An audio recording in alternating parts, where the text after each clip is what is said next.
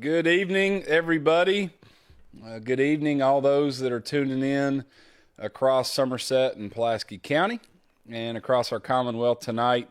It is great to be with you again as we uniquely answer questions that have come in on keckforkentucky.com, and selectively I'll pick and choose a couple maybe that come through the live stream tonight. I want to make sure and engage with you live. But I do want to focus on those that are taking the time to send these questions in online. Again, if you have a specific question that you want me to answer, good evening, Ms. Romy. If you have a specific question, we want to track them. We want to make sure that we get to them, that we try to get to them all. And sometimes what happens on these live streams is you're getting going and I might overlook one. And so the best way to ensure your question gets answered, if you genuinely want an answer, is to go to Keck for Kentucky and submit it. I think that with the questions that we have tonight, and that with some that will come inevitably, we'll crack 100 so far in the campaign. We're really excited about that. We're going to track it for the next however many months we're in this race and ensure that if you want to know where I stand on an issue, you're going to know. And you're not going to get the typical cookie-cutter politician answer. You're not going to get the delayed response. You know, we've got a platform out there. We're the only candidate with a robust platform. And again, you can find that on our website, the Keck Game Plan for a Better Kentucky, allowing for Kentucky to start winning again. Looking forward to seeing you too, Uncle Lou. Saw Doc check in. Appreciate you guys tuning in. I certainly don't take it for granted that on what is tonight? Wednesday, I guess, on a Wednesday night that folks would be tuning in. And so I appreciate you taking that time. We've had a tremendous start to the campaign, and we're working on, finding the right rhythm. It's an incredible amount of work, but we're having a ton of fun getting out and talking to people across our community and across the state about what Kentucky needs, trying to listen and be responsive to the concerns and the needs and the wants of our citizens, but also sharing our vision. I'm not going to apologize in my belief that Kentucky needs a CEO, somebody with experience, executive experience. I'm proud of the fact that I have it in the public and the private sector. And we're going to talk about the Keck Game Plan. We're going to talk about how we can move our state forward in growth and in our economy, how we're going to try to tackle our workforce challenges, how we're going to address the public safety crisis that's going on across the Commonwealth. We're also going to talk about improving our education system, breaking up this old paradigm that you can't believe in school choice while supporting our teachers, that you can't believe and be passionate about public schools, while also saying that parents need a seat at the table. We're going to talk about family, true pro-life policies, pro-family policies that will move our families forward, that will recruit families from all over the country that want to live and experience the great Commonwealth that we love. And so I'm having a ball. It's hard at times. It's hard on Tiff and the kids. I did get to go home and love on them for a few minutes before I came out here. And it's always good to get the hug from the kids, check on Tiff's day, and then get back after it. Olson brought me a handwritten card. Wasn't sure exactly how to spell love. It was L-U-V, but perfectly cute as far as I'm concerned. And so I'm going to dive into these questions. If you have some, you're welcome to ask them online. I'll do my best to get to a couple. But again, if you definitely want it answered and you want me to answer it publicly, submit it to keckforkentucky.com, and I'll be sure to get to it. So I'm going to start. I've got a list of questions here. The first one is from Julie G., and she says, I'm with TPMKY, and we're asking all the candidates for governor to do a live stream with us. We're being biased until primaries. We need to hear from you. Thanks, Julie. Julie, I appreciate you reaching out. Sorry, I'm just following up. Brandon, I just saw you pop up. I'll get back to that, but you're welcome. Thanks for taking the time to chat as well. I hope you had a good visit to Frankfort. So Julie asked if I do a live stream. I wasn't familiar with her group right away. I have seen that message come through, but I appreciate you asking the question through the website. And so, yeah, I'm going to do the live stream. Happy to answer your questions as well, and we'll do it in a little different format than we're doing tonight. And I look forward to spending some time with you and your group. Next question came in from Brianna J., and she asked, what does Kentucky winning look like to you? Man, that's a loaded one, and I love to get to answer that. We're talking about Kentucky wins in the Keck game plan, and that means so much to me. It means that families would never have to move away from our Commonwealth to find employment. It means that folks would never be concerned about being safe in their own community. Kentucky winning means that we're growing, that we're not taking a back seat to our neighbors anymore, and that Tennessee and Indiana and Ohio and Virginia and West Virginia and Missouri and Illinois start to look to us and say, what in the world is happening in the Commonwealth? What's happening over in Kentucky that now they're kicking our butt? And so that would look like Kentucky winning. It would mean that we have educational freedom, that parents have a seat at the table in their kids' education, that they know and trust that they're going to be taught wholesome things in school, but also that teachers want to come here and be a part of it because we're going to have a world-class education system. And you might think, well, goodness, Mayor, that's an oasis. That's pie in the sky. Well, why would we want anything less? And I would challenge anybody that says we can't do that to answer the question as to why. What limitations do we have as a state? What's holding us back?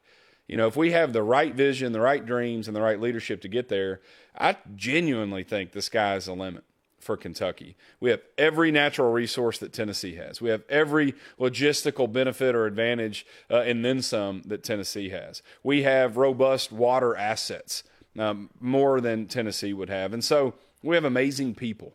We have amazing companies. We have amazing communities. We have a diverse economy. We have outdoor recreation. I could go on and on and on, but we routinely are getting our butts kicked by them. Well, I think that comes down to leadership and vision.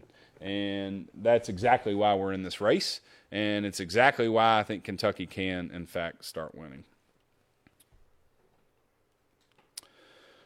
So, okay, I just scrolled. Lynn Lowry says, what can we do as citizens to ensure a few televised debates between all the candidates before the primaries?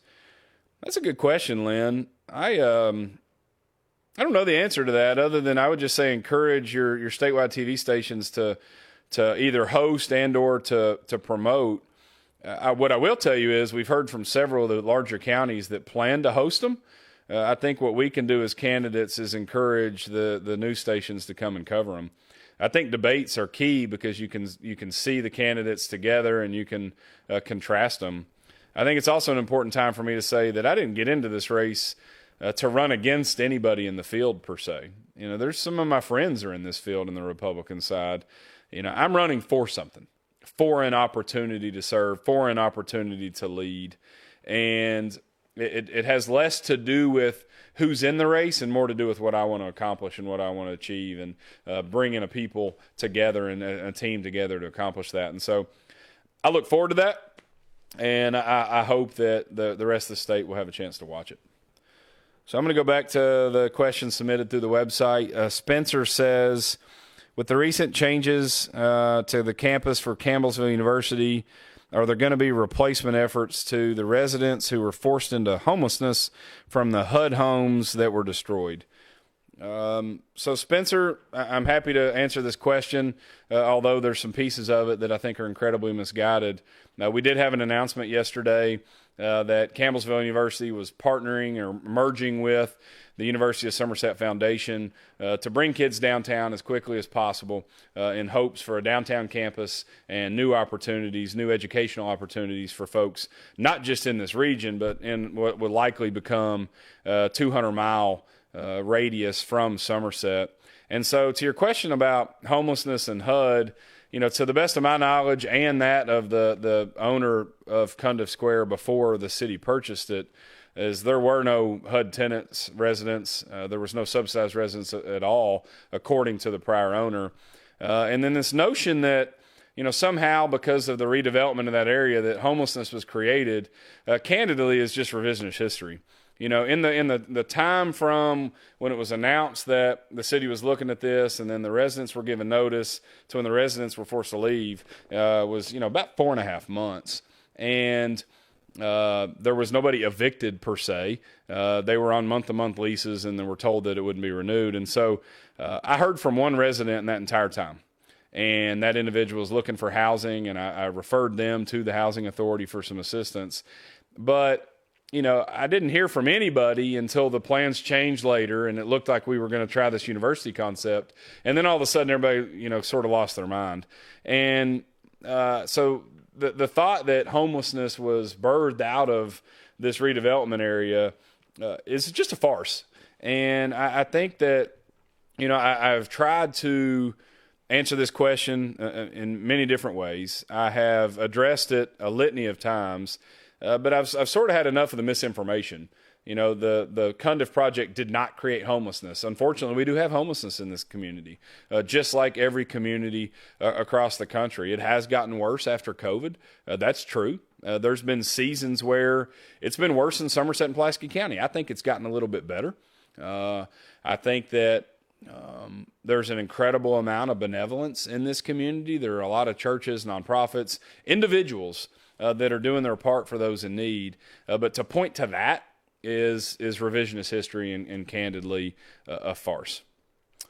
So the next question came in from Gary, and it said, when you did the Murph Challenge, who had a better time, Travis or Jonathan? I have a feeling. So I get these questions, and I don't know exactly who sends them in necessarily, but this one claims Gary. My guess is Travis or Jonathan sent this, but I think, if memory serves, did the Murph and Garrett County. They ran, I walked. They did all the push-ups, sit-ups, pull-ups quickly. I didn't.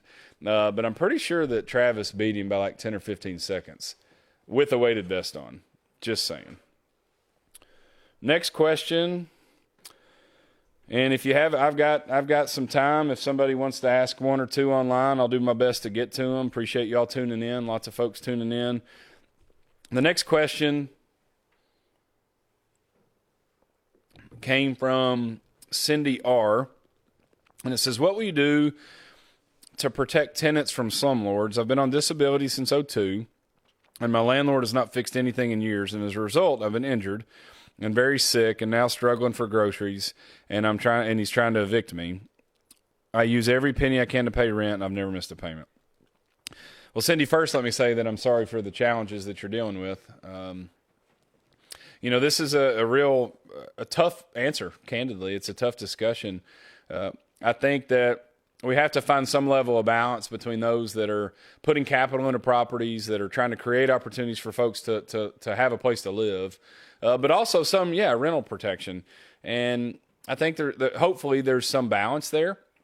I don't intend to give you a cop-out answer, but it's an interesting question. And what I would say is, I would want to learn more. I would want to talk to realtor association, homeowner associations, if there's an association of renters. But then I'd also want to talk to members of the legislature to say, is there anything from a policy standpoint that can protect renters without being punitive to investors and developers? Because we need people that are willing to put their money into properties for folks to rent. We're in an interest rate climate now, Cindy, where it's going to be really hard for more and more people to buy a house. And with inflation and interest rates, it's really tricky. It's really tough. And candidly, people are struggling. All of us have had to make cuts and sacrifice. And so I would hope that there's a balance between, again, rental protections, but also not disincentivizing business people from investing in properties. My man Joe, hope all is well, brother. Thanks for tuning in.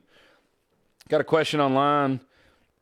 What is the main goal for yourself and team to better Kentucky's citizens as a whole financially? Thanks for that question, Xavier. I'll just say this. I believe that the more money we can put in people's pockets, the better the state would be. And so we have a plan to try to fast forward the reduction or the elimination of the state income tax. I'm a big believer that the money you earn, you should get to keep. And with that, the states that have modeled this well, states like Texas and Tennessee, Florida, you do pay either more sales tax in areas or you pay a higher sales tax, but you still get to keep more of your own money, and then you choose how to spend it. And so what I would say, Xavier, is, that's the biggest thing, is if we can lower that income tax it'll help all Kentuckians that pay taxes, and it'll allow you to keep more of the money that you earn. And I think that's a good thing for Kentucky and a good thing for Kentucky families. Appreciate the question. Marty asked, do you anticipate the tuition rate for Somerset Institute to be at the Campbellsville University rate or lower? It's a tremendous question and a detail that I don't know the answer to offhand. What I would expect, Marty, is that I think it'll be really similar. We're going to have a lot of students that have been trained at CU Somerset at their other location that hopefully will be continuing their programming downtown whenever that's ready. And that rate, I would almost guarantee, is going to be the same. And, in time, maybe there's new opportunities with growth. We're excited about the potential partnership between SEC and the new institute. And so with that, often with synergy, there can be cost savings, and I hope that would be the case.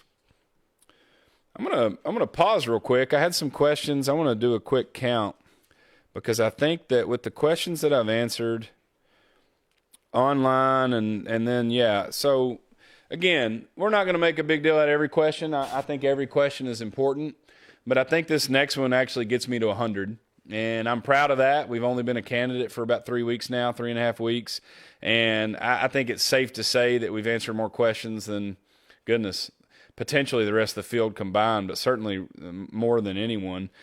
Some candidates, I don't know that they've answered any, especially to the media. So this is the 100th question. Thank you all for participating. I look forward when we get to 250, 500, 1,000.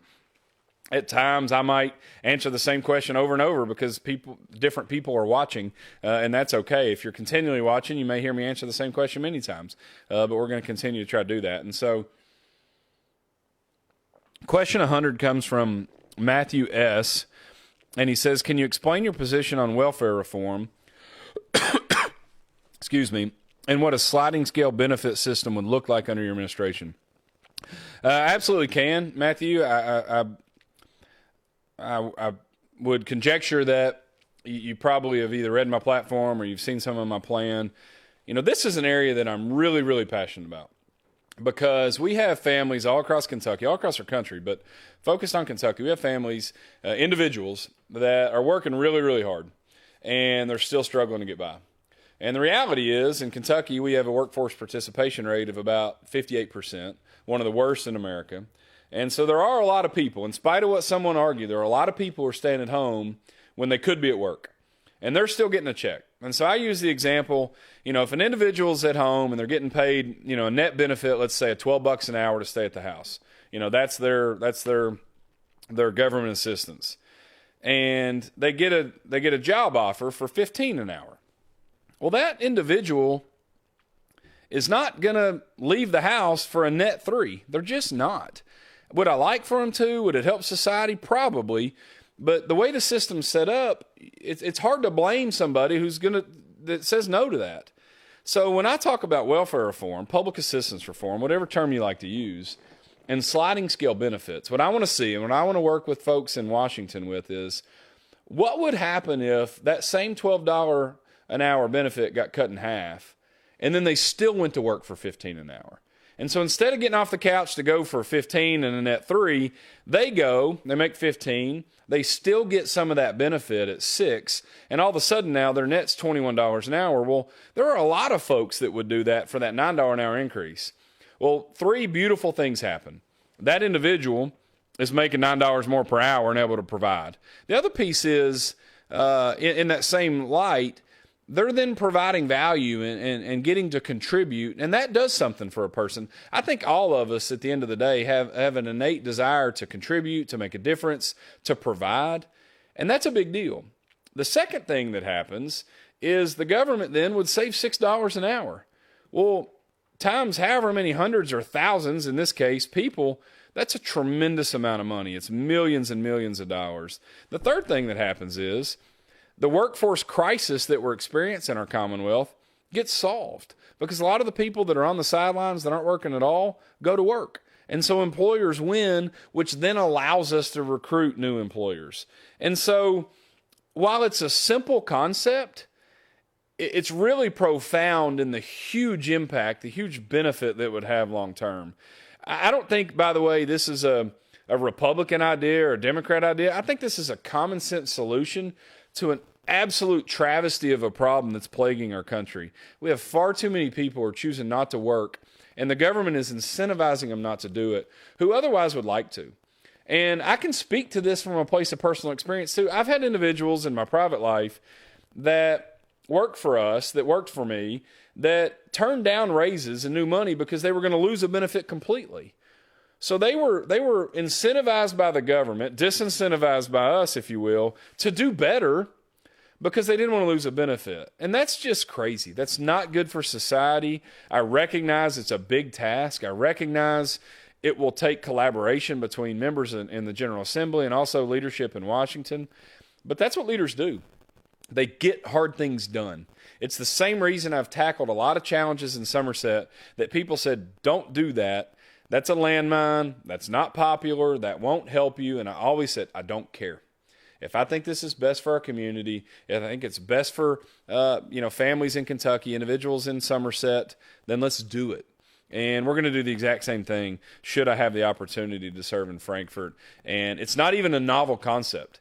You know, it's one of those things that when you say able-bodied people should work, everybody says amen, but then we don't do anything to change it. And that has to stop right now. And if I'm elected governor, it will stop. So that's question 100. There's still a lot of folks that have tuned in. I want to give a couple a chance to answer. If they don't, then we'll call it an early night. I'll finish my Gatorade and maybe get some sleep this evening.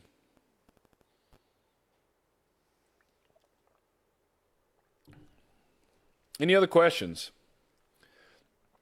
I will say, one of the things I'll do as we kind of wrap up, it looks like, is just encourage you, too, that questions submitted to Keck for Kentucky don't always have to be, these deep policy-rooted questions. They can be personal questions. We joked about you can ask us what we're reading. You can talk about things going on in the family or the kids, or you can tell me stories. You can go to Keck for Kentucky and tell me what's going on in your life. What are the issues that are really important to you? I want to hear those as well. I think that the best leaders are the best listeners, and that there's wisdom in a multitude of counsel. And so, like Ronald Reagan, he took counsel from a lot of people, and then he would go and make a decision. And we've sort of modeled our decision-making matrix and our decision-making process after that because I'm a big believer in it. I think that if you get a lot of opinions from different places, you'll end up coming to the right decision more often than not. And so I look forward to continuing to do this. I look forward to continuing to answer the tough questions, answer the questions that other candidates won't, and to tell you about my platform and the game plan for us to move Kentucky forward. And so I hope that you all will continue to join me on this journey. I hope that you all will continue to tune in when we have these Facebook Lives. I hope that you'll consider, giving of your time, talent, and treasure to this effort. If you like what you're hearing, you like what we're talking about, then, send $5, $50, $500. Volunteer to knock doors, put out signs, or, write letters. There's a lot of ways to get involved.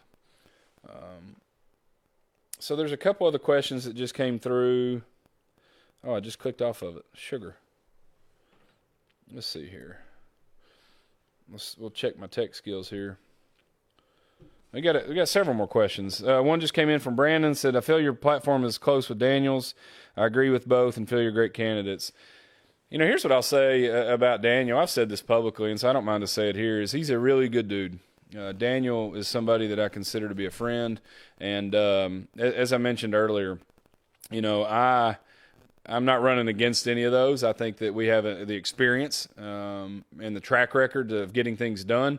And, I'll have to create that contrast. But I can see why you're a fan of his. A lot of people are, and he's a really quality person.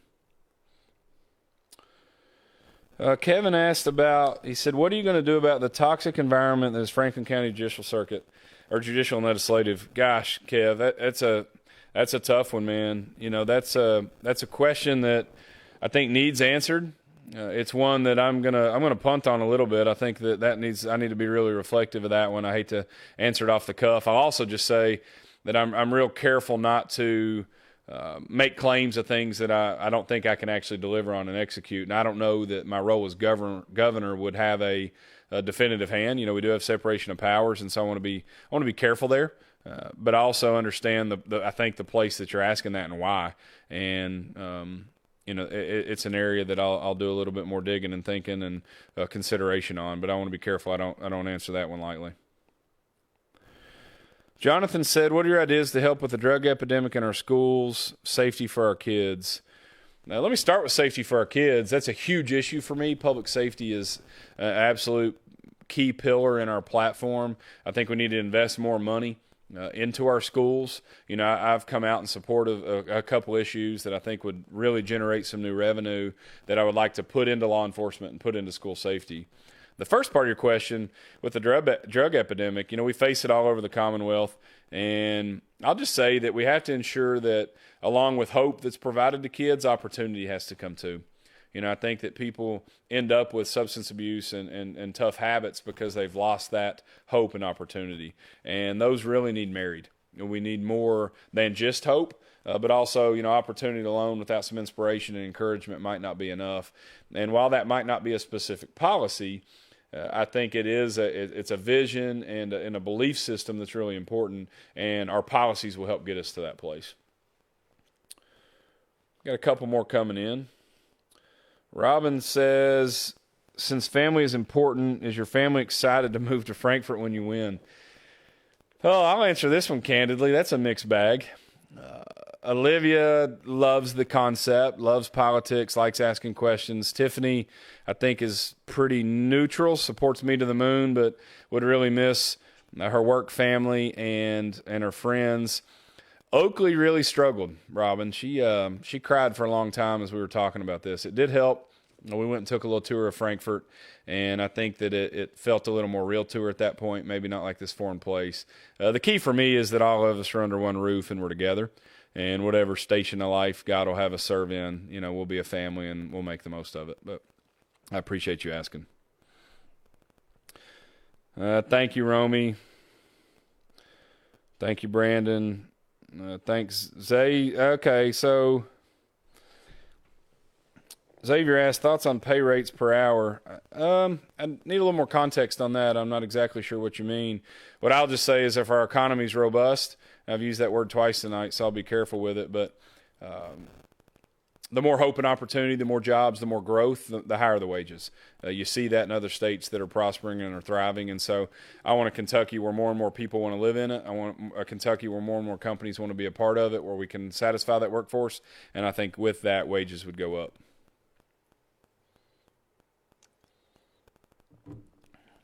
A few more tuning in. I sort of hate to pause now or go home, although I could use a good night's sleep. Any other questions, things that I might not have answered, you haven't heard me answer, you wanted me to tackle tonight? I don't intend to normally answer this many live, but I've had fun with it tonight. Again, I want to encourage you to go to Keck for Kentucky and ask these. Xavier, I'll tackle this one, and then I think I'm going to wrap it up. So if the economy's doing well, what would be your goal for a minimum? I'll just say I don't want to focus on a minimum. I don't think that's the government's role to set an arbitrary floor. I'd like to talk about the maximum. There was a time where, there's a lot of frustration over what Walmart was doing, and Costco was coming into markets and paying a lot more than that, and they were getting the better employees, and their business model has thrived. And so I'll just tell you from a place of experience, I'm going to shut this down. So if you ask a question, I'm not going to see it at this point, but in my private life, we never paid minimum wage. It was always our goal to do more than that. I think at this point, too, minimum wage has become really arbitrary because I don't know of a single place in Somerset that's even close to minimum wage or offering it. In fact, there's a litany of fast food restaurants, for example, that are starting $10 and $12 an hour at this point, plus benefits. Some of them owned and operated by dear friends, and they know what it takes to keep good people. And so I know there's a lot of discussion about minimum wage and what that might look like. But I think there's also a lot of examples where that's not the case in a diverse and well-run economy. And Kentucky has to grow. We're at 4.5 million people. Our neighbors to the South Tennessee is at 7 million. And again, I use this example as a lot because if you look at the composition of our states, our people, our geography, our resources, they're so similar. Tennessee's third in fiscal stability. Kentucky's 48th. What do you attribute that to if it's not leadership, vision, and policy? I think that to ignore the fact that they don't have an income tax, that they have the ability for local revenue, is just putting our heads in the sand. And so we have to do more to bring in growth. We have to do more to bring in revenue diversification, more people, more workers, and celebrate the things that make Kentucky special. Look, I got into this race because I think Kentucky's an incredible place. I'm choosing to raise my family here. Tiffany and I moved to San Diego. She got a travel nursing job, and we had an opportunity to get away for a little bit. We always knew we wanted to come home. San Diego's paradise, but we wanted to raise our family in the Commonwealth. I wanted to help the family business in Kentucky. I wanted to serve in my hometown, which we've done, and our track record in Somerset has shown what's possible. We've grown at twice the rest of the state average over the last 10 years. We had record revenue, record insurance premium tax, record property tax, record ABC revenue, record new job creation. Women are investing and starting their own businesses in our downtown in record numbers, all without raising taxes. By telling our story, being proud of who we are, collaborating with others, not caring who's getting the credit. That same thing can happen in Frankfort. It can happen all across Kentucky. It should happen. And candidly, it has to happen. We're at a precipice that if we don't make some changes and we don't start to move forward, it's going to be hard to recover. And I'm sick of Kentucky being in last place in the things we want to be first, and first in areas where we wish we were in last. It's not good enough, and we're better than that. And so we're going to tell that story. We're going to move the needle. We're going to create a narrative and make sure that this race stays focused on issues, on resumes, on experience, and on where we're going in the future. Again, a good CEO has a plan of where they want to go, and we have just that. And so thank you all so much for tuning in. I would never take it for granted that you'd give me some of your time on a Wednesday night. I hope you'll go watch your favorite show, jump into your favorite book, or hang out with your family a little bit before you call it a night. And I look forward to seeing you all again soon. Thank you so much. God bless. Let's make Kentucky start winning again.